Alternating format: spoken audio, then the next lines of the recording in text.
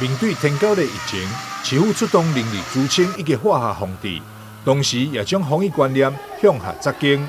市长委托27日特别前往永康国小，向学生宣导天狗的防治观念，经亲自上台主持有奖竞答。打学习过相关知识的囡仔，拢信心满满的抢答，标明热烈。防止登革热，要做好居家环境的4个东西。3、1、2、3。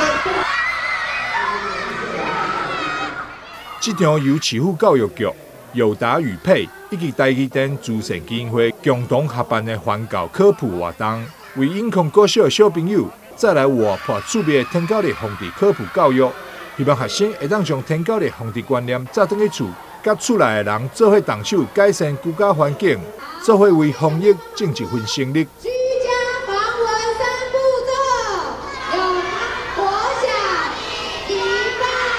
记者张世维采访报道。